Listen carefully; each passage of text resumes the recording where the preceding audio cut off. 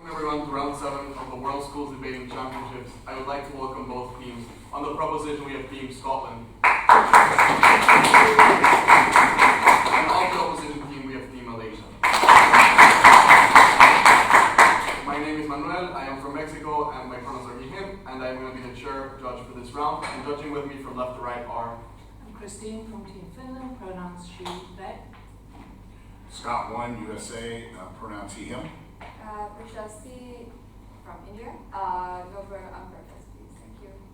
Amazing. Please do not refer to any individual member of the panel and address the panel as a whole. And on the motion, this House would replace agricultural companies with farmers' cooperatives. I would like to call the first proposition speaker to the podium here.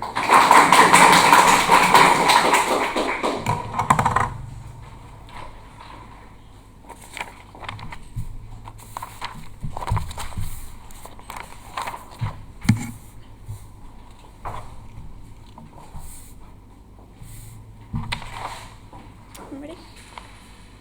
Perfect. Start my speech in 3, 2, 1, go. The world of opposition is a world that subjugates farmers, that prioritises profit over food security. On proposition, we are proud to stand behind a system which liberates farmers, enriches the livelihoods of the poorest, and guarantees food for starving people. What is our model then? We will redistribute shares from private investors in agricultural companies to farmers who actively engage with these companies. Note, we will compensate private investors for this. The policy extends to all agricultural companies, including grain traders, input providers who sell agrochemicals, fertilisers, seeds and machinery. For instance, farmers who sell grain to Cargill become majority shareholders in Cargill, and farmers who have purchased John Deere machinery become shareholders in John Deere. These companies will now meet the 2 criteria required to be considered a farmers' cooperative. 1, majority ownership by farmers, and 2, democratic control, achieved through farmers' positions as shareholders to control management boards via elections and impeachments, scrutinise company records and vote on the constitution. We will win the debate in 2 clear ways. Firstly, we will show how our system liberates farmers from financial oppression, and secondly, we'll show how our system guarantees food security for the entire planet. First argument then on the financial liberation of farmers. Agricultural companies economically oppress farmers. Their profit-maximising outlook squeezes farmers from both sides. Input companies, the providers of essential goods like seeds and fertilisers, charge exorbitant prices. Meanwhile, grain traders and food processors offer farmers dirt-poor prices for their crops. This dual squeeze crushes farmers for earnings. Additionally, companies engage in highly exploitative practices. Take John Deere, who contractually oblige farmers to buy their machinery to use their in-house repair service for their mechanics. Thus, when farmers are desperate to repair their tractors, John Deere can extort them. Farmers in opposition's world are slaves in this corporate system. Their systematic exploitation leads to a cycle of debt and poverty, particularly in the developing world. Why do we care so much, then, about farmers thriving economically? 2 reasons here. A, agriculture's vital role in poverty alleviation. Globally, over a quarter of the workforce is engaged in agriculture, dominating economic industries. The World Bank highlights that agricultural growth is 4 times more efficient than growth in any other sector in reducing poverty. B, capital constraints for modernisation and expansion. Investment in new technology is necessary to address the climate crisis and meet growing food demand. Adequate remuneration is thus vital not only for farmers' well-being, but for global food security. Before I move on to how our model will financially benefit farmers, I'll take that point. If your model requires you to abolish agricultural companies altogether, is it not possible for regulations such as minimum wage to be implemented under our side of the house? No, we don't believe so, because we believe that the impacts that we bring you go far further than this, as I'll go on to explain in my second argument. No, we also believe that just implementing regulation on their side is something that's not particularly exclusive, but again, this will go on to be covered later down in our bench. Okay, so moving on then to how we financially benefit farmers, we do so through 2 ways. Firstly, on providing them dividends. As shareholders, farmers will directly benefit from monthly dividend payments based on the cooperative's profits. This is money flowing directly into the pockets of farmers. Furthermore, these dividends are paid in currencies like dollars and euros, which hold significantly greater purchasing power than their native currencies. This has a tremendous impact for poor farmers in the developing world. Secondly, better prices. Cooperatives will refrain from exploiting their own shareholders. This looks like lower costs for inputs and higher profits from crop sales. Greater financial resources allow farmers, in turn, to invest in enhancing their farms, leading to improvements in agricultural productivity. This financial benefit is hugely significant. Our side facilitates substantial wealth transfers from the pockets of rich Western investors to struggling farmers in the developing world. Note here, while by the standards of a Western investor these dividends may be relatively low in a broad portfolio investment, under our side, the developing farmers who receive these payments are poor, and therefore they need this money to be able to actively grow their farms in the future. We benefit farmers in a way OP can never. Why is this only possible when we replace all agricultural companies with farmers' cooperatives? Note this deals with any potential push you get from OP that says they get both. This is us proving why they cannot. Cooperatives can only implement beneficial practices if they can achieve financial viability. However, this is impossible when agricultural companies can outcompete them. 3 mechanisms by which they do this. A. Industrial practices. Companies employ large-scale and cost-saving practices like monocrops and factory farms. Farmers not only oppose these practices, but they lack the scale and the capital to implement them. B. Government lobbying and subsidies. Companies lobby governments and leverage connections created by offering government officials jobs when they leave office to secure substantial subsidies, allowing them to sell goods below production costs. C. Capital from financial markets. Companies can acquire funds from capital markets, hedge funds, and private equity firms. This enables them to subsidise the sale of products at a loss, outcompeting cooperatives and achieving market dominance. As a result, cooperatives cannot afford to support farmers within the status quo if they wish to sustain their existence. They are often forced to adopt practices that harm their members in order to survive. By replacing all agricultural companies with farmers' cooperatives, we eliminate the need for such behaviour. This shift allows cooperatives to act in the best interests of farmers. Second argument, then, on ensuring food security. A global food crisis looms, with millions facing famine today and billions more at risk tomorrow. Rising food demand sits against the backdrop of a major environmental crisis. The thesis of this claim is that agricultural companies' self-centred and unsustainable behaviour hampers the establishment of secure food systems.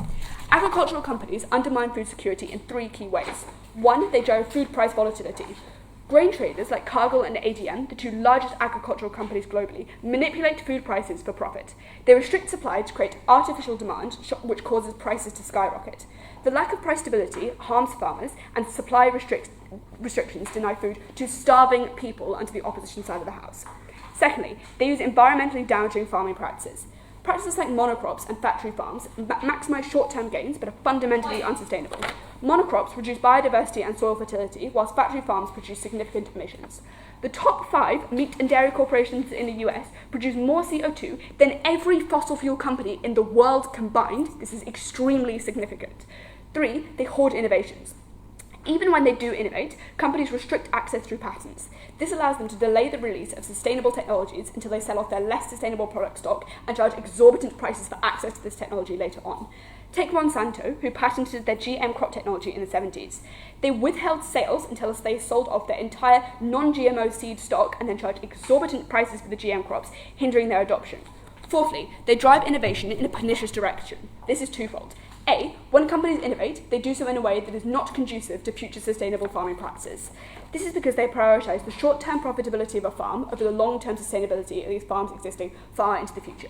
This means that the innovation companies create are actively harmful. For example, agricultural companies innovated to create machines that spread pesticides in an extremely efficient but not at all targeted manner.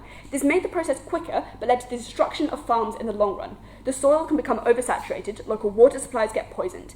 This means that farms become completely unusable as a result of innovation done by companies. We on Proposition refuse to accept a world where we tolerate the bad innovation done by companies because it leads to future food insecurity and the development of these companies and these farms that need to keep surviving. But B here, companies build planned obsolescence into their innovation.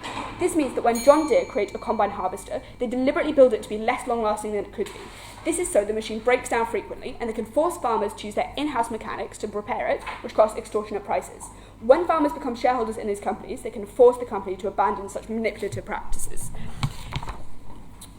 These 4 reasons stem from the short-term incentives of private investors who prioritise immediate gain over long-term considerations. Their lack of long-term commitment is driven by 2 factors. Firstly, their ability to sell their shares. When company profits decline, investors can jump ship, thus they pressure management to prioritise yielding short-term gains, even at the expense of long-term survivability. Secondly, their lack of incentive to care about food security. Private investors can profit significantly from food insecurity, and with no inherent incentive to prioritise sustainability over profit, private investors never will.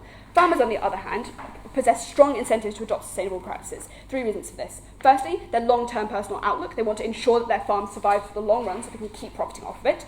2, they have a generational outlook. Land of the farms is often passed down through generations, therefore they don't only have an incentive to protect their own well-being, but the well-being and the financial survivability of their children and their grandchildren. And thirdly, they have deep-rooted connection to the land, having grown up on it and it being such a large part of their life. All of this leads to farmers' companies that are shareholders by farmers being far more sustainable and more secure in the long run. So proud to propose.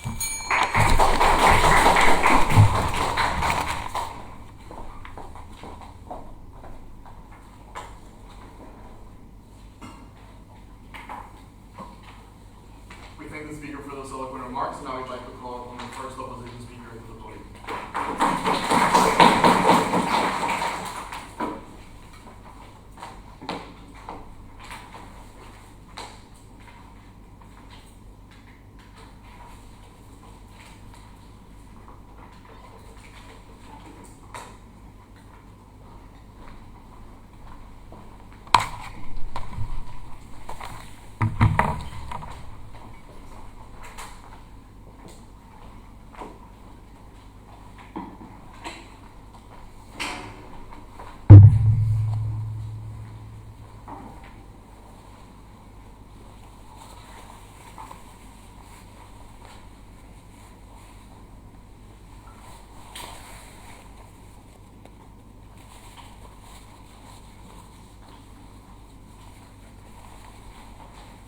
Is it all right if I speak at this volume?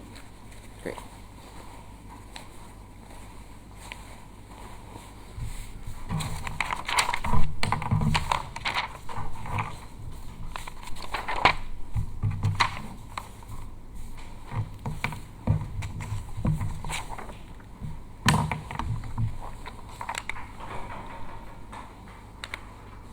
Sorry.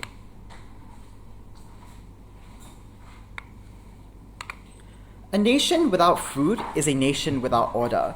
Proposition overhauling the global food chain destroys everybody's well-being from the roots of survival itself. Before responses and substantive, onto our counter setup, 3 things. 1. We support agricultural companies over farmer cooperatives in the status quo. So this can include a range of actors from local family-owned farms to multinational conglomerates. It also includes food production, farm machinery, agriculture, and chemical companies. Secondly, note that Proposition's model necessitates uprooting the billion-dollar corporate agricultural system in the status quo, which, note, will use colossal amounts of financial and political capital on their side. Hence, we believe opposition has equivalent capital to pursue sustainable and ethical agricultural practices that are aligned with the Global Forum for Food and Agriculture, such as the setting of industry targets for food production and the regulation of MNCs, which encompass things like health and safety standards for farmers, making them wear safety gear to protect them from toxins, and even enforcing things like maximum working hours so that they aren't abused. Or even things like livable wages for farmers, which is in rise with the popularity of fair trade as the industry standard. So we do think it's possible to implement regulation. Their case needs to be comparative with that counterfactual. Lastly, note that both teams agree that food security in the status quo is precariously volatile as climate change continues to ravage harvests. Therefore, insofar as our burden is to prove how the preservation of agricultural companies uniquely safeguards food security, which is uniquely impossible with farmers' cooperatives, that is enough to take this debate. On to responses then. I have one quick comment about their setup, which I think undermines a large part of their case, which is that Proposition has a fundamental misunderstanding with the structure of farmer cooperatives. Cooperatives are based on wealth sharing, so all the money that you can get on their side is immediately divided to pay the day-to-day incomes. If their characterization is true, that these are destitute farmers we're talking about who need the money immediately, that is precisely why they'll be unwilling to forfeit the money for long-term investments, because they aren't willing to sacrifice 3 months worth of income for some nebulous benefit of an expansion plan because they need the money now. That is why they're short-termists. They cannot simply assert that they will get this long-term benefit of innovation. But further response to their substantive arguments.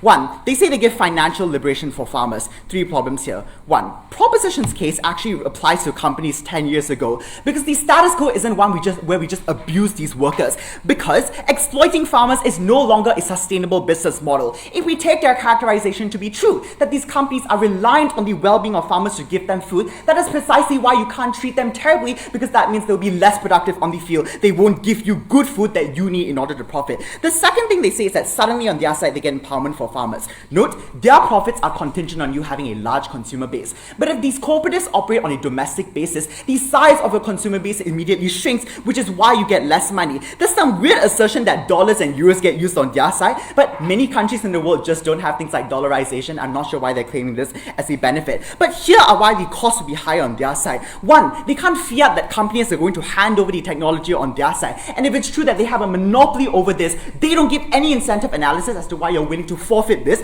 given that you are losing this billion-dollar industry. But finally, we are perfectly fine with not having cooperatives. The last part of the first argument is rebutting a non-existent model. We just need to defend the status quo where the majority are agricultural companies. The second thing they say is that damaging agricultural practices exist. If we can prove that sustainability is actually more in line with profit incentives, it takes out the second argument. But into substantive then. Firstly, I want to talk about how global food security is predicated upon the structure of agricultural companies, and this deals with their supposed winning pathway of food security. Here's the preamble. Above all else, this debate must be about the looming food security crisis, which will be the cause for the worst humanitarian crisis the world has ever faced, because global hunger and malnutrition are increasing, with victims of food security doubling. Uniquely, this crisis will escalate on their side for 2 reasons. 1, worsening heat waves have created an inhospitable climate for crops to grow in because it decimates harvest yields. But because of crises like the Ukraine war and the aftermath of global recession, inflation has happened, which has significantly raised the cost of food production. Here's the framing. We think the inability to secure food sources on their side has been the breaking point that's caused underlying tensions to escalate into conflict. If we can prove that corporations uniquely protect food security better than the cooperatives, we win this debate. 4 reasons. 1, scale and efficiency. Companies can achieve economies of scale that maximizes productivity, whereas cooperatives on their side have to undergo an intricate process of coordination to even optimize and increase supply chains. Because local farmers would have likely already specialized on their side and refused to transition to producing multiple other crops, even if the market dictates we ought to supply different crops to meet demand. In contrast, companies can efficiently correct for any market shortages by re-optimizing their land use, expanding production capacity, and investing in better technology, which allows them to design their industry in a way that addresses food insecurity. Secondly, capital investment and financing. The business model of corporations, as they concede, allows them to sell shares in exchange for returns on investment, something that cooperatives uniquely fail to do because you can't offer profit to a third party. Uniquely, the nature of the industry is one that has high startup costs because of land acquisition, technology, and a long growth cycle, which results in local farmers choosing to supply low-cost, short-growth crops like lettuce, for example, which has little to no nutritional value.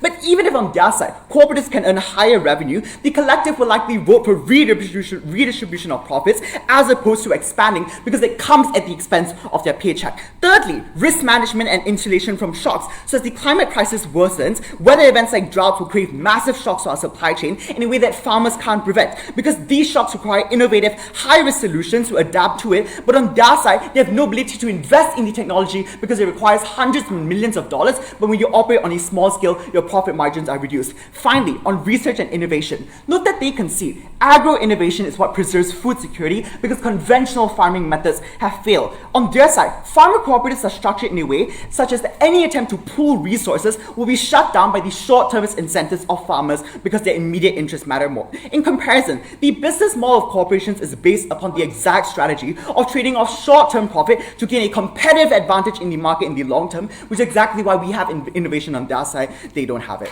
Sure. The UN says that global food production must increase 70% by 2050.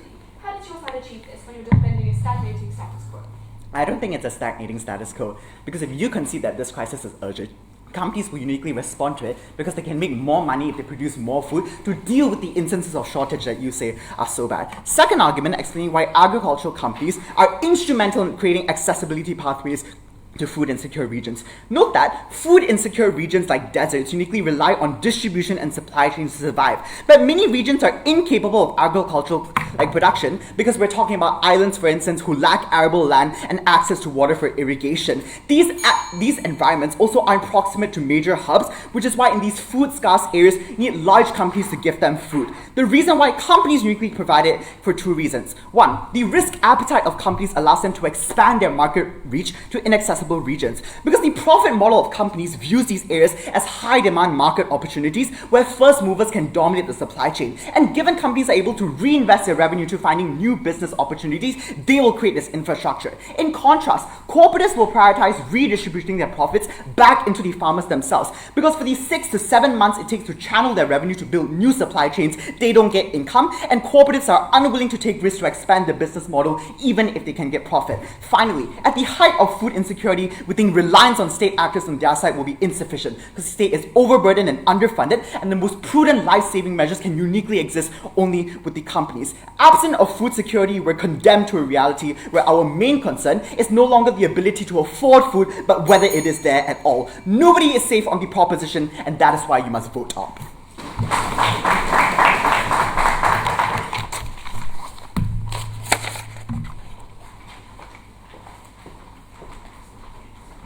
We thank the speaker for those eloquent remarks. Now we'd like to call on the. Are you ready? We'd like to call on the second cross speaker.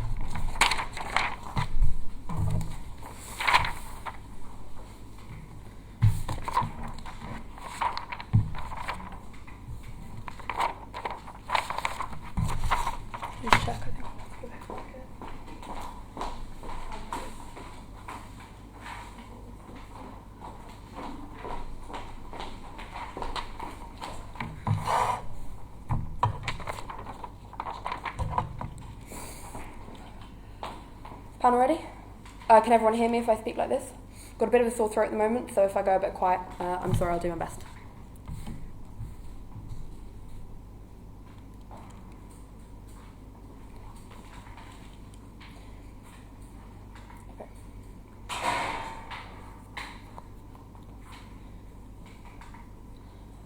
Listen, Mia tells you not only why farmers have a crucial incentive to innovate, but why they have an incentive to innovate well. She also tells you why farmers are so harmed under the status quo.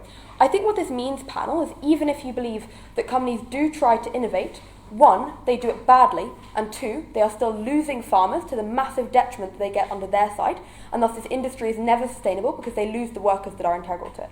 A couple of things to look at. Firstly, I'm going to look at the framing and counter model in this debate and why this was insufficient for them to co-opt benefits on farmers, then look at why our benefits on farmers are so debate winning, and then finally at innovation. Okay, firstly, let's talk about their counter model. I want to be clear here that their main push here was looking at the types of regulation that they're going to implement in order to try and water that. A couple of responses. Firstly, note, and I want to flag this strategically, is they mitigate their other benefits in doing so and try and take us off the line, which is that the more capital they put aside to paying farmers more or implementing climate-friendly technologies which undermine these companies' abilities to access profits, they limit the extent to which they can claim the innovation argument, which is to say that if you believe that they have equal protections for farmers and and environment under their side and they're using a similar amount of economic capital, notice that undermines their ability to have any delta on innovation. I want to flag this here. 4 then responses as to why this is likely to be damaging. Firstly, notice Mia talks to you about how influential agricultural companies' lobbying is under the status quo, right? Which is the ways that they engage in revolving door politics and give people jobs. I think what this means is, let's say these regulations get implemented, I think further down the line they are not going to be upheld in a meaningful way, but additionally notice that these regulations are likely to need to change, which is that the reasons why we might need to respond to the environment are constantly developing. I think it's unlikely these will ever be able to successfully evolve given the revolving door politics that these companies are engaging in, and that's the pressure they exert on companies. Secondly, notice that we are the only side then that actually adapts to changing incentives, which is when you see the climate begin to adapt and new policies need to be required to implement it. We don't need to talk to you about regulation because farmers will respond. They will see what is necessary on the ground and be willing to implement the changes that are necessary to protect them in how much profit they're accessing or protect what is necessary to allow their farms to thrive. They only get regulations as they might exist under the status quo, even in their best case where they access them, which just means they're not going to be sustainable in the long term and are very mitigatory at best. 3, notice that these agricultural companies are just incredibly hard to regulate in that they exist over a huge amount of borders. I think they have the same amount of capital, but they can't fiat that all these governments are successful at regulation, right? So if they are all MNCs, which exist across a wide range of borders, notice that in a lot of places their ability to regulate these companies in many countries where farming takes place in the developing world are just much worse. Even if these regulations are imposed, they are often badly enforced. And fourthly and finally, notice I think though that they can just never co-opt these benefits fully, which is to say that companies are always profit-seeking, right? Which it means there is just a limit to which they will be able to go, right? So even if you believe they are competing to help farmers or exist within these regulations, there is just a limit to which companies will ever reduce their prices to what they're offering to farmers, just a limit to which they will be willing to assist farmers, which is we are able to access a much wider range of benefits under our side, a much wider range of assistance to farmers. I think what this should flag to you is their counter model was insufficient to deal with the impact that we get to farmers, right, as well as the environment. So what I want to flag here is just under the status quo, even with these regulations, we are still seeing farmers likely to be exploited. Because notice, they can never regulate just against profit seeking, right? Which means they can give farmers a minimum wage, but if John Deere wants to mandate that anyone who opts into a contract with them has to buy John Deere tractors, that's not something they're able to regulate against because these are profit seeking practices. They cannot erode all these contingencies. What this means is we still get a huge amount of exploitation of farmers under the status quo. I want to flag here that this just undermines their ability to access the sustainability of the industry, right? Because what we're seeing, right, is if these farmers are continually exploited and continually squeezed from both sides, as Mia tells you, they're unlikely to remain in the industry and people are unlikely to take over in the long term, or just unlikely to be able to do it as a sustainable career for them in the long run. I think what this means is they're unable to access the things about sustainability of farming if they don't prove to you why farmers themselves are protected and feel involved in the industry, and thus us winning on this point allows a prerequisite to their analysis on why this industry is likely to be successful. Before moving on, I'll take that point. So why would a farmer struggling to make ends meet on your side of the house pour money into state-of-the-art research, development, and new technology for climate alleviation? Yeah, sure. I'm going to go on to talking about innovation, and I'll explain that in a minute. Okay, firstly, what I want to flag here is I think they fail to respond to the reasons why companies are going to be short-termist, which is to say that they say that companies want to survive.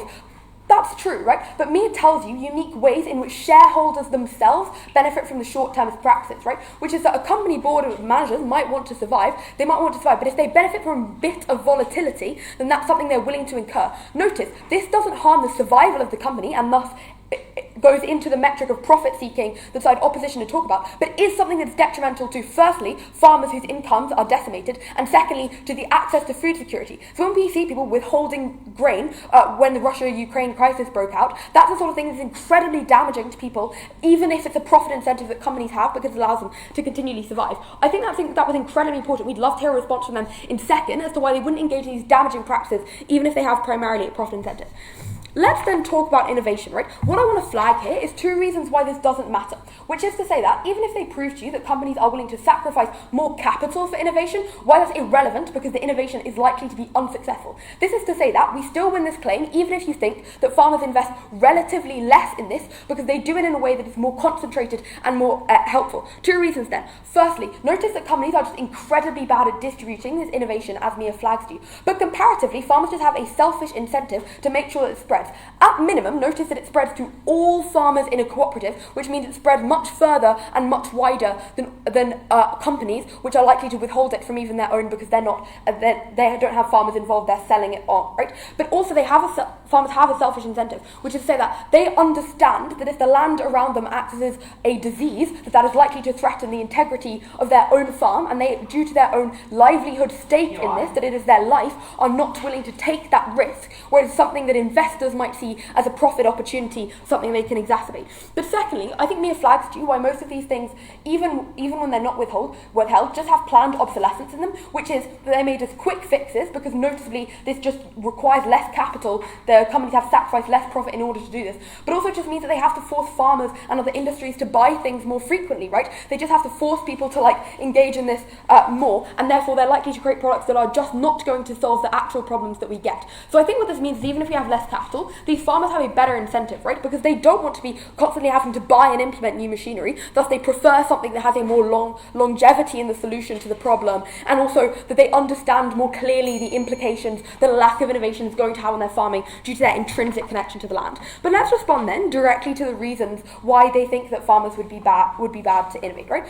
I think their main push here is just that farmers are super profit-seeking and will never do this. I think this is just a very simplistic and frankly patronising characterisation of farmers, which is that they only understand money in bank now good, rather than the sustainability of my actual career and livelihood. I think we all have the capacity to say, I buy a house, that's an investment, but that's likely to have returns for me and provide a roof over my head in 10 years' time. I think given in any other job we say people have the capacity to do this, they probably also do. Notice though, I just think that we're able to get this on a progressive scale, right? Which is that if they're giving farmers more wages, and this allows them to have a higher standard of living in the next, couple of years, then the dividends that they're getting are surplus to that requirement and something they're able to invest. Notice though, they don't just spontaneously make decisions, but this requires meetings, and it requires a board that is likely to brief them on what is a beneficial thing to do, right? Which means they're getting a huge amount of information on what might be successful. Notice though, they have the unique capacity to evaluate the success of this based on their own lived experience of farming and what are the most pressing issues. We're the only side that protects farmers and truly protects the future of our food supply. So proud to propose.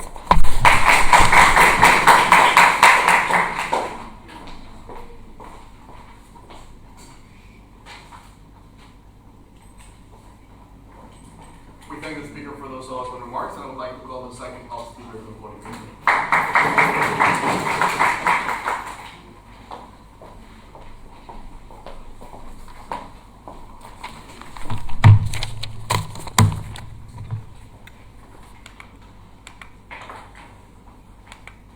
Innovation into nascent technology requires billions of dollars, trust in a high-risk, high-reward strategy, and safety nets in the meantime. When proposition promises farmers an extra $5 an hour, that is never going to be able to translate into innovative technology. That will never be able to be redirected into expanding food chains, growing your economy, growing accessibility to food supplies. It was not about the incentive of the actors on either side of the house. It was about their capacity to enact change, their capacity to create security. Two things in this speech, but before that, I want to respond to the context on proposition in two ways. One, we would posit that the governments on either side of the house are not utterly useless. Insofar as they're able to completely abolish companies on their side of the house, we have some degree of an ability to regulate companies for fair trade, for global minimum wage. We would note, in fact, that companies would far rather be regulated slightly than on proposition lose their profits forever. Surely you're compensating shareholders somewhat, but that just means that they lose their profits for the next 20, 30 years. If the MNCs are contingent on survivability for decades and they'll make profit for decades, proposition says you get none of it whatsoever, and that means their government would have to be insanely powerful, so we get some sort of power on our side as well. But we would note in third substantive, I'm going to prove why the consumer-driven nature of corporations means that fair trade and global minimum wage becomes a priority. But secondly, we would note that proposition's case is contingent on a shallow idea of what profit incentive is.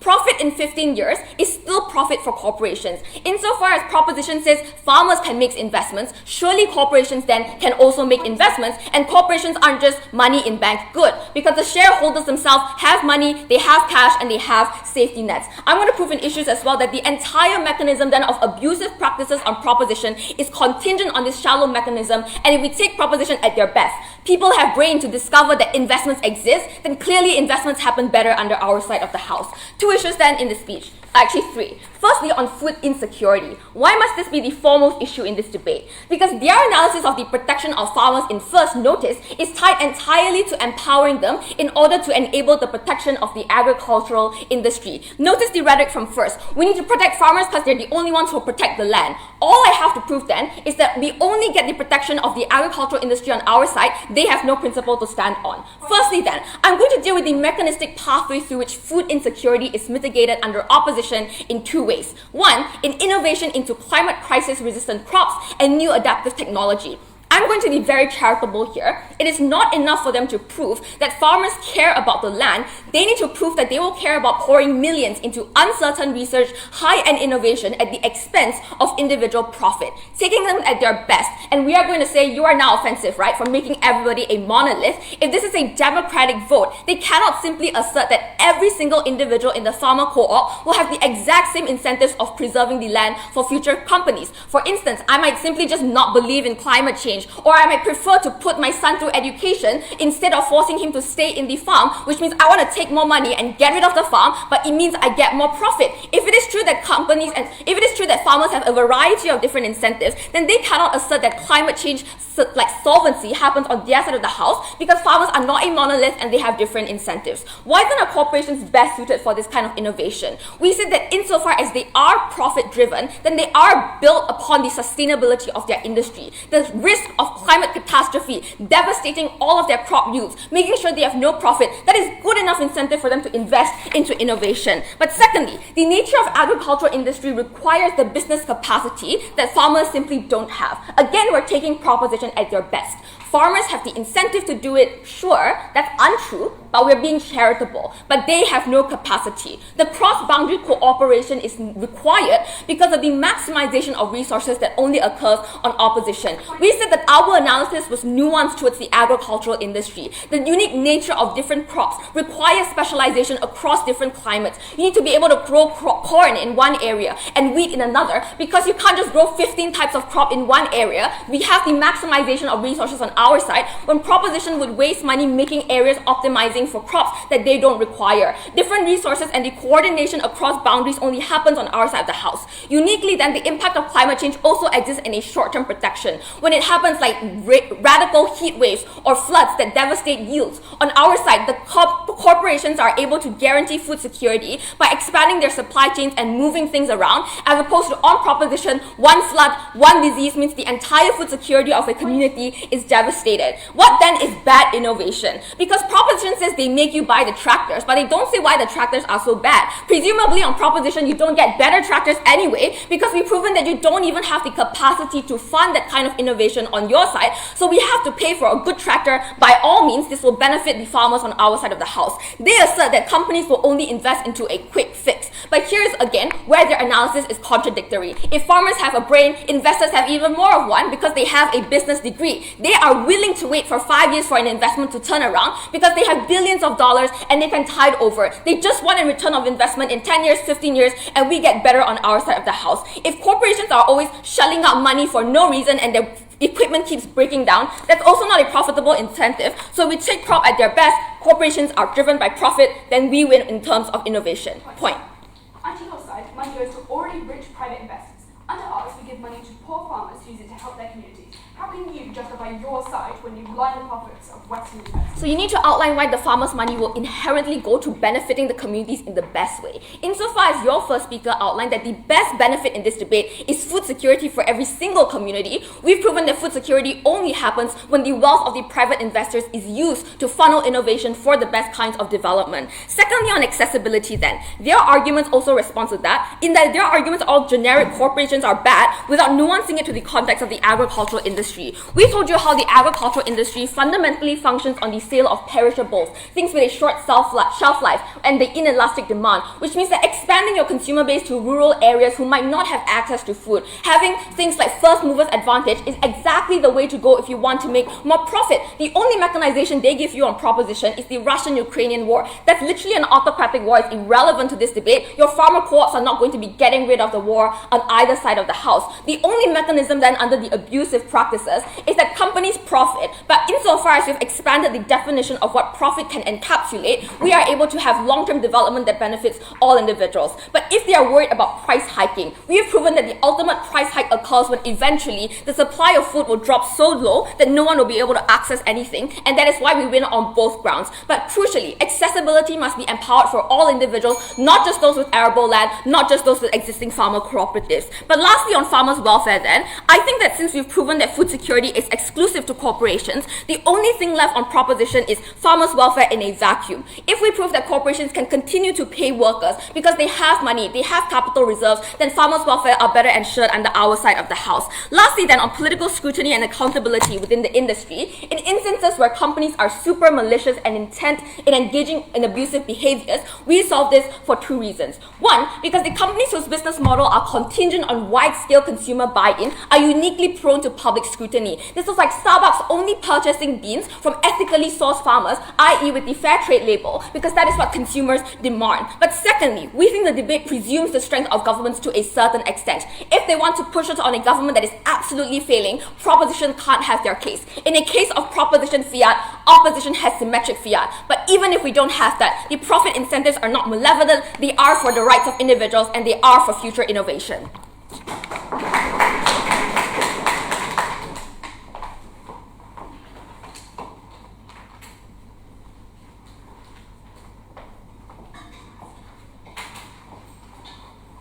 We thank the speaker for those eloquent remarks, and then we'd like to call on the call to the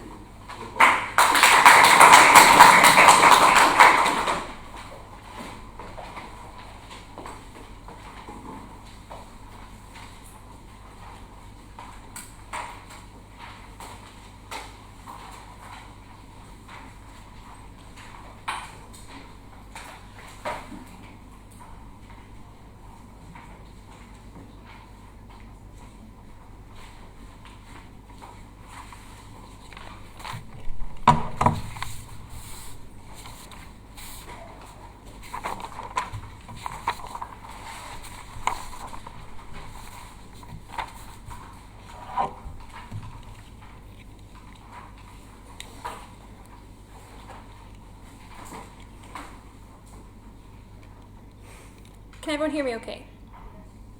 Perfect, thank you.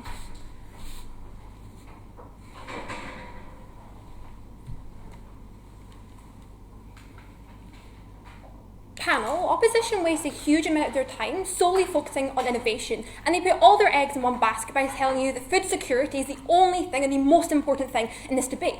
However, they ignore a huge part of our substantive case about all the benefits we get to farmers. So even if innovation is a wash by the end of this debate, we think we win hugely based on the farmers' well-being, them staying within the industry, them getting huge amounts more funding under our side of the house, and them wanting to be involved. A few things in this speech. Firstly, looking at some clarifications we get from side opposition. Secondly, looking at innovation, and even if we get innovation on their side, why ours is better. And thirdly, looking at accessibility. Firstly, let's look at clarification. First thing I want to know is look at their setup and the counter-prop that they give to you. Because I want to flag here that Sophie gave you numerous responses as to why this is unlikely to happen, but even if they get regulation under their side of the house, and we accept from their best case scenario, it is unlikely to be fulfilled by companies in the long term because it has to change. They don't have fiat status likely to change under the status quo. Note, we give you a mechanisation why it will change under our side of the house and why they're likely to abide by it. Note, they then tell us that governments are not useless, but I want to take them at their absolute best case. And even if they can get things like higher wages, this simply isn't enough to co-opt all the benefits they want to claim in first and second. Because farmers' wages isn't enough under their side of the house. Because farmers are often having to buy the products or sell them, no thank you. They're often at the will of these companies. They're not getting paid by these companies. Because note, the majority of agricultural companies don't employ land, for example, aren't actually employing farmers, but selling or buying from them. So this counterprop doesn't get a lot of the benefits they claim from. Right. Secondly, I want to clarify our model, because a lot of op responses is relying on us being A, using misusing of crop prioritisation, so having huge numbers of crops in one area, or B, only being very regional based, but they don't know what we tell you at the very top of Mia's speech, right? We tell you what we're doing is just taking these agricultural crop companies who under their side are already international based and just changing shareholders. That means they're still international. They still have huge funding under our side of the house. They still have huge buy-in, and they still are likely to prioritise what is best, right? Because note, what all is changing is the shareholder ownership. That we told you that from first. They've had 2 response speeches to respond. This isn't good enough from third. No, thank you. Firstly, let's now move on to what farmers want and innovation. Why do farmers want to innovate? Panel, if I can prove why they have incentive to innovate, this wins us the debate, because they clarify at the start of both their speeches why food insecurity is the most important thing. If I prove it, we win. A few things here. Firstly, we tell you have a long-term incentive for their land. We tell you numerous reasons as to why this is likely to happen. A, because they have family importance. Often land is passed down to family generations, particularly in the developing world where the vast majority of people are farmers and work in agriculture. Secondly, their livelihoods are literally dependent on it. No, they're probably not skilled workers and can't just change industry on the flip of a coin. They're reliant on farming because it's probably the only thing in their area, probably something they're only skilled at, or something they've all been doing for a long period of time. This is something they had to engage with. We told you in first, no response. Thirdly, we have the connection to the land. This is something they've grown up with. They probably live on the land. They get their benefits from the land. They're literally being profited off of this land. It's something they naturally care about and want long-term sustainability for. And lastly, we told you in Sophie's point about how farmers uniquely understand the long-term implications because they're the ones that experience it, i.e. they're seeing firsthand the implications of climate change and the environment. These are what investors who are in their high towers in New York, for example, aren't ever experiencing, right? They're not seeing firsthand because it's something that is just one thing in a paycheck that they're not looking at because they probably have about 50 under their side of the house. Secondly, we think there's been a mischaracterisation quite clearly on opposition that farmers care more about their paycheck than innovation. A few things. Firstly, see the previous response. They care about innovation in the sense that it is long-term security. But a few more responses to deal with this. Secondly, I think farmers are getting paid more under our side of the house, i.e. they're not relying on dividend payouts to get benefits. Because under our side, they're going to be paid more for things like tractors. They don't have to pay as much for that. They're being paid more for their grain or their seed. We think accumulations of these small amounts being paid more for their goods is unlikely to mean they need huge amounts of payout in things like dividends or the company's profits, right? They had to engage with that, I would tell you at the start of Mia's speech. No, they're unlikely to want huge amounts more. What they want is just to survive. We think they tell us in first. Thirdly, we think investors, and under the comparative here with opposition, is investors want an immediate payout far more than a farmer will. Why is this? 2 reasons. Firstly, they're not involved in the long-term investment, right? They don't need long-term benefits because often investors know under the status quo are changing and chip-chopping all the time, right? For example, they're moving to whichever one looks more preferable that day. That's why you have huge investment banks and stuff that's doing this long-term. It's not something that's long-term investment for years. No, they can see that companies can wait out for years. Even if a CEO can, they're beholden to their investors, or the ones who are buying shares or buying stocks. They can't, because they're often changing, no thank you, over the time. But second structural reasons why this is unlikely is sustainable innovation often takes a small hit in the very beginning, right? It's something you have to put a huge amount of innovation into, a lot of funding, and therefore investors under their side of the house who are private investors, this is directly against their structure. This is directly against what their incentives are, right? Because nobody tell you why they're more likely to want to care about why they want to get quick payouts. That's why they quick and turn under their side of the house. Whereas farmers are more likely to take that long-term risk because they know it has to pay out for them. They know they need to take that risk because they've been told by generations, by parents before them, this is something they need to do because they need to care about the farming because they have no other alternatives they need to engage with. Second, just say, well, they have business degrees. Well, they're entirely relying on investors having business degrees, knowing about agriculture, knowing what innovation is like to work in the long term, knowing about what crops are better in what areas, what fertilizers are better for what areas, knowing which crop grows better in Malawi than grows in the UK, for example. This is unlikely to happen. I'm unsure why a business degree. That was just a flippant response we got there. Right. Thirdly, they say the op push is not enough, they don't have enough capital to invest. Not my clarification from the start, no thank you, but why we have international corporations are more likely to have more funding. It's not just one farmer trying to pull down scraps to get innovation. Secondly, we also tell you why you're likely to get investment to our side, i.e. agriculture employs 1/4 of the world's population. It is a huge industry, so under our side, people are still want to go into invest in things like loans into agricultural corporations. But also, it's a good investment under our side of the house as well, because agriculture is one where you've got guaranteed income. People need to eat, people need to have food. They're always going to get a return on their loan because people are demanding on food, right? This is probably likely the investment into our side of the house, right? This means we're still likely to get money. The last thing we got told is risk management, not responsible short-termists in terms of private investors and their incentives. Deal with that. Before I move on, yes? So why would a farmer risk billions of dollars into innovation versus the certainty of putting their child through college, for instance, if being a farmer is such a horrendous job that nobody should opt into ever? We tell you farmers care about long-term incentives because they know they probably don't have an alternative. For example, even if your child is going to college, you probably know that you don't have an option. However, we think we can do both under our side of the house. For example, you can save more money because we have more money going to farmers. Our first point tell you why they get two wage streams of more money, dividends and getting paid more, right? We don't think we need vast amounts of money. But even if companies want to innovate, we tell you we get it under our side, it is better. Because firstly, they're hoarding it under their side, they're not wanting to share, right? They do this because it's anti-competitive to share. They do it because it's what investors want because they want to make more money, and comparatively farmers do it. So we give you two reasons as to why they're likely to share. This is why we tell you we get accessibility as well, because even in their best case where they also get innovation, it's not sustainable innovation, it's short term. It's things where people will come back to constantly pay more. We tell you with John Deere. Under our side it's long term. This means that under our side, farmers are getting paid more. They have more control over companies. And this is crucial because even if innovation is a wash, we tell you farmers are better off under our side of the house. They have more incentive for long-term stability. They get paid more. There's not less price volatility. We told you about companies having long-term incentive to create price volatility to make high payouts, right? They don't want to wait huge periods of time. Under our side of the house, we think we clearly win. Innovation is far better when farmers have the correct incentives to put this money into. We proved to you why they have the money to do so, why they have the funding, but crucially why the incentives are there. So even if proposition gets innovation as well, we still get it. Not the benefits we bring to you in terms of long term. More farmers staying within the industry because they're getting paid more. People not leaving, because this is crucial. If they prove it's a bad job, people are going to leave. Under our side, they want to stay because they get more. So even if innovation isn't as good, people stay within the job and keep doing farming and keep doing agriculture. For all these reasons, so proud to propose.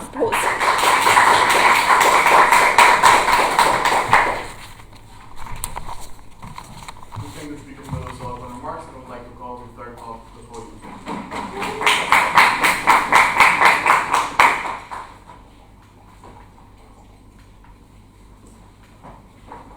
I might be wrong about this, but I think there's so far 2 bells after 8:15. 8:15 is 3 bells. Okay, so it's been 3, right? Okay, just make sure. He spoke for 8 minutes and 12 seconds. So. Okay.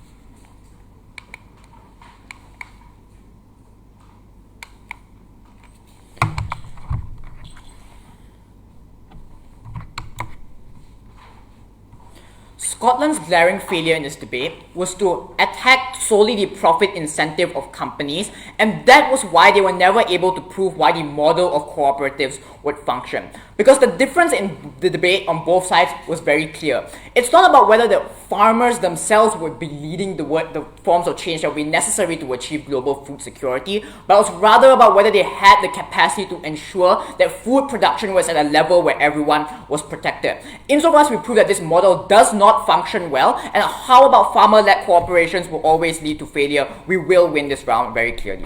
There are two strategic observations I want to make clear at the top of the speech. First, I want to clarify the distinction between both models and whether we are able to achieve it in this round. Because their claim, which once again they don't bring up in third, was that our model is too soft-line because paying farmers more comes at the expense of research which we wanted to get, but also claim there's weak enforcement. The first thing is that this is a tension because they can't claim that our model is too harsh on farmers while simultaneously claiming they're too soft-line on farmers. But what we were able to explain is that these corporations were better able to achieve that balance, but we were perfectly happy with the trade-off of more money going towards research rather than the farmers because it was what's necessary for collective protection. But they don't actually explain why the weak enforcement is something that's universally true. Even in places where there may be weaker regulation, places like India, the government backed the nationwide minimum support price program to guarantee that these farmers were able to achieve minimum wage. But it's rather in comparison about their model, which we explained from first and second to little response, which was their case that necessitated a huge amount of political capital. We were able to liquidate all of the resources of companies and compensate them and give it back towards these farmers. That required a massive burden, which proved why we were able to get ours instead. But note on their actual model itself, they never explained why this would be anyway successful. They wanted a global cooperative that can magically unite millions of farmers across 6 continents with varying interests and pay them in euros. They never actually proved why this would be something that's successful, and therefore, at this juncture in the debate, their attacks and their case exclusively apply in the instances where opposition has only weak enforcement of these regulations and these companies would never thrive. That is why they were narrow and could not have overwhelming benefits. Second, I want to point out the case shift they bring throughout their bench. I think it's damaging for them when Third Prop concedes at the start of their speech that innovation will be lost and go back to the exploitation of farmers alone when they realize that second dropped it. But what we were very clear from the start was simple, was that if there was a problem with food scarcity, the way they were able to overcome it was not through decentralizing more control towards these farmers, because it was only corporations that were able to unite these differing interests and create a goal which all of the farmers could work towards,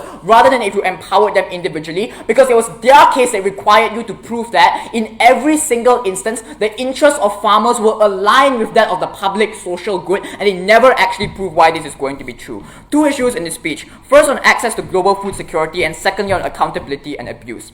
First, on access to global food security. We agree with their side that a food security crisis is looming, but their case is primarily a negative one, where it only looks at the potential harms of companies, and they don't do much work to explain how cooperatives resolve this. We outline how companies uniquely are able to overcome this to 2 distinct layers on capacity and incentive. First, on the capacity, which they don't actually respond to. We explain that they have both the scale and efficiency to do this, to insulate against the risks of market shocks when it wasn't able to be predicted accurately by these farmers, because you had huge amounts of data from global collection of research, about able to have capital investment and financing for greater amounts of technology, but also how about you create access to food insecure regions. And this is the part they don't respond to, because we explained from first and second as well that these cooperatives only had the incentive to expand within local regions because they don't have the infrastructure to push out food and to lots of retailers across the country. So it's their side that if you lock them towards cooperatives that were small scale, they were never able to expand. It's precisely all the poorer regions which lack food that are unable to get the access towards this produce. And it's precisely the profit incentive that overcomes the ability of all of these barriers, because as long as I can find an undertapped market, that's why I can sell my produce, so you won't sell at exorbitant prices because it's necessary for you to get consumers. But second, on incentives, I think Prop never explains why farmers have the absolute incentive to do this, because these farmers only care about sustainability, in assuming their best case, for their land. But companies care about the way that this globally operates, because that's how you're able to get consistent produce and continue expanding their operations. So on your side, maybe you care about about how much your farmland is being eroded, but it's only about your plot of land. So you won't care about what if other farmers are using for their own resources instead, because it doesn't directly affect you, which is why the huge stake that companies have in global cooperation is one that lets them do better things. What is their response to this? Their response is that even if companies want to innovate, they won't do it well because investors are short-termists. But they don't deal with our competing characterization that was very clear, that farmers are even more short-termist precisely because Prop says that farmers are poor and living paycheck to paycheck. That's why they cannot afford trading off the momentary forms of income in order to achieve long-term risky development. So how do you break the deadlock given both of these things are short-termist? Profit-driven investors have the capacity to take on losses temporarily for greater returns in the future, because that's how investment models work. Because there are multiple streams of income, they can multiply the gains in the future, but farmers have no ability to do this per their own characterization. What's the weighing of this clash? First, on exclusivity, our mechanization proves that a massive volume of food that can feed 8 billion mouths worldwide is only possible with the scale and the resources that companies have. But secondly, this is massive amounts of harm reduction that comes when there are lots of people that are suffering globally. We remove the harm of this, and that's why it's not our future speculative harm. It's a problem that we are already solving right now, and therefore the removal process that proposition has devastates these things. But thirdly, on access, companies can do things like run food aid programs beyond what the state can do, places where food is scarce. Let's go. Which side will companies look at best? Ours for shareholders or farmers who livelihoods are dependent on the direction of the company, or yours for shareholders or the investors with a wide portfolio of shares and have no understanding of agriculture? So the problem of this is that it runs on a very binary assumption that all farmers are able to care about about their produce, and that other investors only care about maximizing short-term gains. We already explained why this is, even if both are short-termists, why they are more likely to gain towards public interest when it comes towards investors, rather than the farmers that have to prioritize other things as well. Let's deal with accountability and abuse, and I think this directly engages with all their material on farmer exploitation. First, on our counter setup, we have fair trade practices becoming the industry standard globally. Look at massive reforms in coffee and cocoa producers in Africa and South America. But secondly, our third substantive on consumer accountability, which did not receive a response through social and governmental pressure to change these things. So what this does is that we frame out the worst excesses of harm they provide, proving that it is in fact marginal and our benefits, and then therefore it doesn't justify the massive trade-off of benefits that we get. So their final claim is on getting additional benefits like dividends, but they never explain the additional weighing for why additional benefits are important. But this also directly undercuts all their claims on investing into technology, because they themselves agreed majority of profits go back to farmers rather than risky innovation or expansion. But the larger problem is they don't explain how farmer-run cooperatives will succeed. So to address the harm on proposition about any form of external investment is bad, you have to decentralize complete control to farmers to facilitate the full process from supplying seeds to harvesting. If you wanted their model of equity, if farmers were truly that vulnerable, we prove why it's going to be worse. Finally, we explain that the innovations done by corporations makes the industry more sustainable and empowers these farmers over time, because you're able to lead things like having more technology and innovation that makes the lives of these farmers easier when you're able to have more automation rather than solely exploiting these farmers alone. So what this does is it means that Prop's benefit is highly limited and they fail to fulfill their own burden of complete equity for farmers. The way for this is very simple, because they had a huge amount of considerations in the debate, but it's about hierarchy of protections, and I think it's funny that the only harm comes in third proposition about how people are just going to leave the industry altogether, but these people are farmers who had scarce resources. It's the only thing they could do. That's why they would stay there and they would care for agricultural corporations. So for all these reasons, you have to oppose.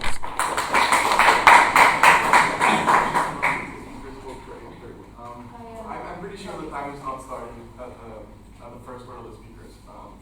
Just time. Okay. I would thank the speaker for those eloquent remarks, and I would like to call on the opposition reply to the podium.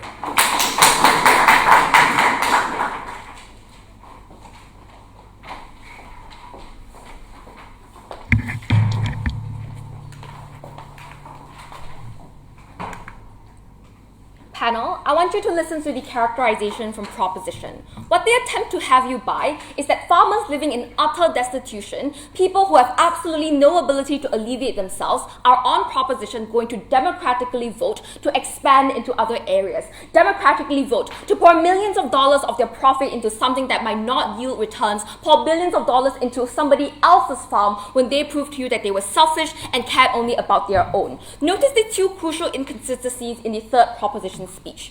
First, P1 tells you that food security is the foremost priority in the debate, and by third proposition, they have utterly abandoned the farmer-driven mechanisms for protecting food security. Note that these mechanisms, we have proven to you from the start, were inherently contradictory because they relied upon a monolithic perception of what farmers wanted. We told you that farmers were individuals, and they cared about a multiplicity of things, not just their land. They could care about sending their kids to college. They could care about immediately having more money, in which case, on our side, they would not vote the same way proposition would have them vote. But second, note that in third proposition, the characterization of corporations are no longer malevolent or abusive. They are just uneducated. They don't know about crop cycles. What this concedes is that our analysis from first is true about the incentives of corporations not being contingent on their benevolence, but rather just by virtue of you being a corporation, you will engage in all of these beneficial practices. We told you that if you are putting billions of dollars on the line, I'm going to consult the best scientists. I'm going to have the best innovation, the best people with the best business degrees. We are going to have expertise on our side of the house, not on yours, because if farmers can be multifaceted, surely shareholders have 2 brain cells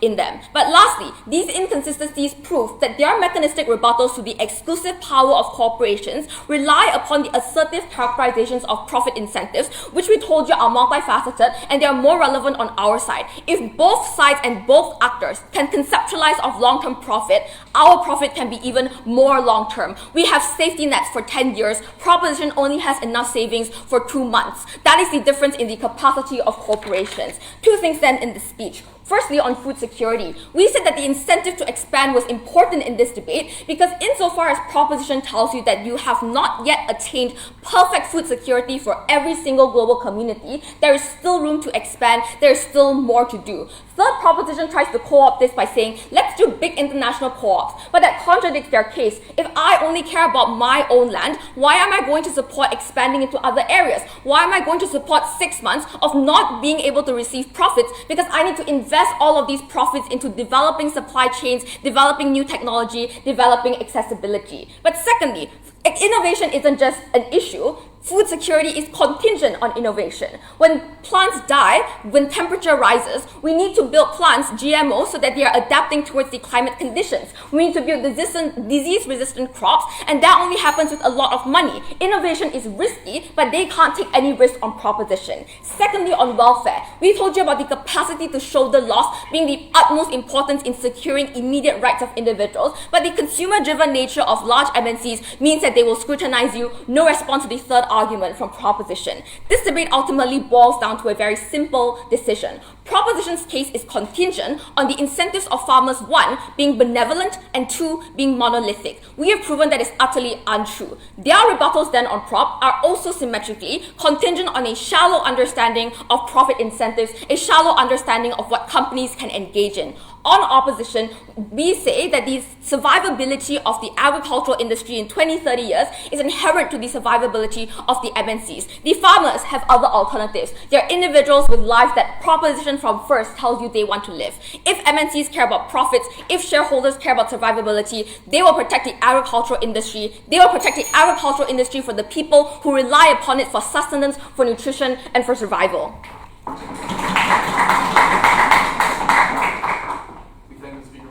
Remarks and would like to call on the pro reply to close the debate period.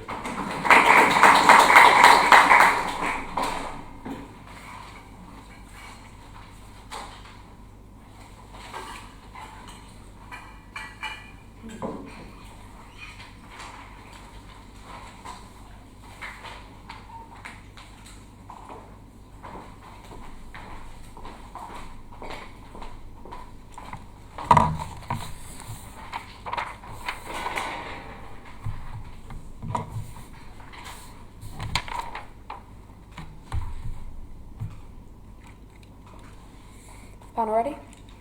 Perfect.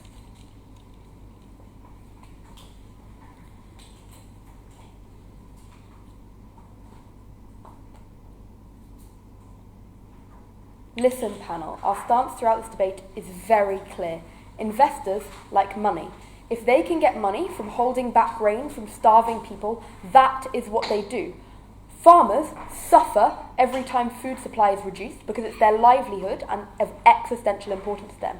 That is the differential that comes through in first and is consistent down our bench. Firstly, I'm going to look at the comparatives of the 2 worlds. Secondly, at our independent standing point on farmers, and then finally food security. What do we tell you from first? We model that we are going to redistribute shares in companies as they already exist and compensate existing shareholders. Notice from first, and this should have been clear to the opposition in 1, 2 and 3, that these are multinational corporations that are given over to farmers' control, meaning their responses on scale and on crossing borders were never applicable to our case from the beginning of their speech. They model regulation, but we tell you multiple reasons why this is bad or insufficient. Firstly, notice we add to this in 3 by telling you that even if they get a very effective minimum wage, it's never sufficient because that's not likely to be enough to alleviate the critical poverty that farmers suffer. Secondly, that lobbying prevents development of these regulations. Notice that the climate change crisis is constantly evolving, and while farmers' cooperatives organically respond to their incentives and the changing nature of the world, regulations are unable to do this due to the revolving door politics that companies engage in. And thirdly, the governing structures in many countries where farmers operate struggle to effectively enforce this legislation down the line, developing this point. So what we tell you here is, given this was their reliance on responding to our point on farmers, we win, either in a case where it was just simply not enough to access the full extent of benefit to farmers, even in their best case, or they just didn't explain why it was going to be well enforced. This means that not only do we benefit people who are integral to our food supply, but we pull people out of poverty. Mia tells you that this is estimated to be 4 times more effective at alleviating poverty in the developing world than any other job on the table. We protect our farmers, making our industry have a growing supply of workers, integral to the integrity of the farming industry. This is incredibly important to them because we need these workers in order to benefit. But being more charitable here, panel, even if food security is a wash, your adjudication is still very simple because we benefit farmers, an incredibly vulnerable group. So even if that messy clash washes out, we win on this benefit. Let's, though, talk about innovation and food security. What we tell you is that we still get capital from farmers within these cooperatives, using the dividends, as Mia outlines, reinvesting in these same company structures, but to create symmetrical innovation. Why do they want to do this? Firstly, they just want to have a farm in 50 years or 25 years, and it is of existential, personal importance to them that that occurs. They understand investment in the same way that you or I might invest some money for a long-term return and a long-term benefit, and this is incredibly proximate to their heart, and thus they care about this very deeply. But secondly, they just benefit from stability. It creates a reliable monthly income for them. It allows them to plan, as we tell you. They want to avoid food price volatility, as we flagged from first. Companies on the comparative are short-term. Firstly, we tell you that they're often able to dump shares because most of these investors, as we tell you in characterisation down the bench, are people with a wide portfolios, are the billionaires that Emma flags in her POI, are people for whom this is a small part of their livelihood, and thus their ability to dump shares if it becomes less profitable is very high. But secondly, even if they want the survival of the company, we tell you why volatility is still useful to them, because it still makes profit. This stands even if you believe they want longevity, they're still likely to do things to destabilise the food industry, because they can manipulate prices in order to gain benefit, which is the detriment of consumers who can no longer access food, and of farmers who lack the monthly income. We flagged this to you in 2 and 3. But why do we get better innovation, even if we have less capital? 2 reasons that we've told you down the bench. Firstly, innovation is shared. We tell you that cooperatives inherently share this with millions of farmers, whereas companies are likely to withhold it, as Monsanto did with their GM crops, as we tell you in the urgency of the climate crisis. This is integral. And secondly, we tell you that they want innovation to last on their farm, so cooperatives will remove the planned obsolescence, allowing less capital to create more utility under our side in farmers' hands. So proud to propose. Thank you. We thank the speaker for those eloquent remarks and thank both teams for our great debate. Please cross the aisle, shake hands, and never leave the room for our short